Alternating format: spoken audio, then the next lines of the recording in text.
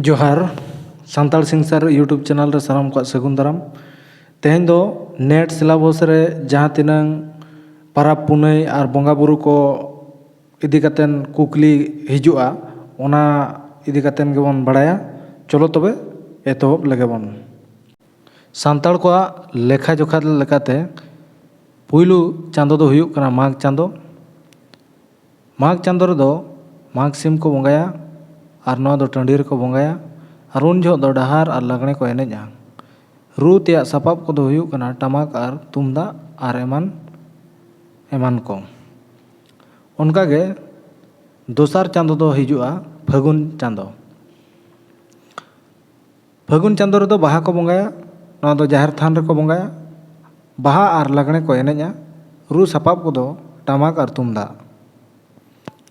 और दिसम जानी ओकालका आरके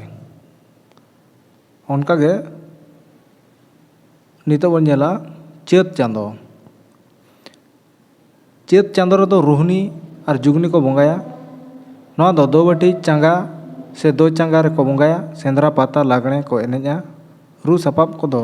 टमाक और तुमदा ओना तायम बैसाख चांदो हिजुआ बैसाख रे दो एरो सिम को बंगाया नवा दो टंडी रे को बंगाया और एनेज सेरेñ लेका सेंद्रा पाता और दोंग को एनेजा एनेज बाजना सपाब को दो हुयुग कना टमाक तुमदा आनते को एनेजा ओना तायम दो हिजुआ झेंट चांदो रे दो मुचरी को बंगाया और मुचरी दो टंडी रे को बंगाया दोंग पाता और लगने को एनेजा रू सपाब को दो टमाक और तुमदा और ओना तायम तो हिजुआ आषाढ़ चांदो और आषाढ़ चांदो रे दो असाड़िया को बंगाया और असाड़िया दो जाहिर रेगे को बंगाया और असाड़िया बंगा जो दो दोंग पाता को एनेजा रू सपाब को दो टमाक और तुमदा उनका गे आषाढ़ चांदो परे सान चांदो हिजुआ सान चांदो रे दो कारम को बंगाया अखड़ा रे को बंगाया कारम और रिंझे को एनेजा उनका गे भादर चांदो रे दो जानताल को बंगाया टंडी रे को बंगाया लागणे को एनेजा रू सबाब दो टमाक और तुमदा हो गया भादर चांदो चाबा लेनखान दासाय हिजुआ दासाय चांदो रे दो दासाय को बंगाया और दासाय दो गुरु ओड़ा रे को बंगाया दासाय को एनेजा रू सपाब को दो बुआंग करताल और ठाव ठाव रे दो नेतार तुमदा हको व्यवहारेआ